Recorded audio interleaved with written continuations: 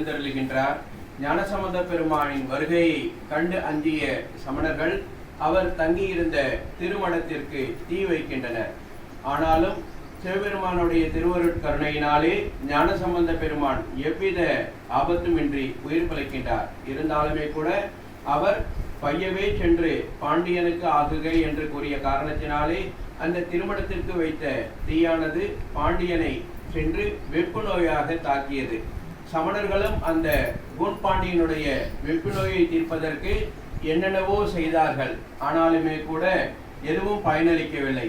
அப்பொழுது மங்கையர்க்கரசாரனுடைய ஆலோசனையின்படி ஞானசம்பந்த பெருமான் அங்கே வரவழைக்கப்படுகின்றார். அப்பொழுதும் சமணர்கள் விடுவதாக இல்லை. பாண்டியனுடைய உடலின் ஒரு பகுதியை நாங்கள் குணப்படுத்த முயற்சி செய்கின்றோம், மறுபகுதியை சம்பந்த பெருமான் செய்யட்டும் என்றார்கள். சம்பந்த பெருமானும் கைலைநாதனின் திருவருளை மனதிலே எண்ணி மந்திரம் ஆவது நீரு என்ற அருள்மதியத்தினை பாடி திருநீர் பூசினார். அந்த கூன்பாண்டியினுடைய இன்னல்கள் எல்லாம் நொடி பொழுதிலே அகன்றது. ஆனால் சமணர்கள் முயற்சி செய்த பகுதியில் உபாதைகள் கூடியது. உடனே மன்னர் அந்த பகுதியும் சம்பந்த பெருமானையை குணப்படுத்த வேண்டும் என்று வேண்ட அவரும் சர்வேஸ்வரனை மனதால் நினைத்து திருநீர் பூச கூன்பாண்டியன் முழு அமைதி பெற்றான். அவனுடைய இன்னல்கள் எல்லாம் நீங்கியது, உடல் உபாதைகள் எல்லாம் குறைந்தது. உடனே சமணத்தில் இருந்த பாண்டியன் மீண்டும் சைவத்திற்கு திரும்பினான். இதனால் மனம் நொந்து போன சமணர்கள் அத்தோடு விடாமல் சம்பந்த பெருமானை அனல்வாதம் புனல்வாதம் என்று அடுத்தடுத்து அழைத்து தோற்றனர். இறுதியாக மதுரையை விட்டு அவர்கள் நீங்கினர். கூன்பாண்டியனும் சம்பந்த பெருமானுடைய அருளாலே நின்ற சீர் நெடுமாறனாக உயர்ந்தான்.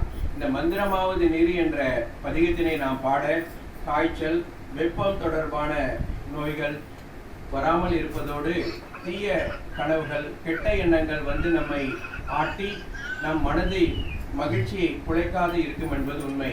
நாம் இந்த திருநீரை அணிவதால் என்னென்ன பலன்கள் என்பதை அழகாக ஞானசம்பந்த பெருமான் பட்டியலிட்டு காட்டுகின்றார்.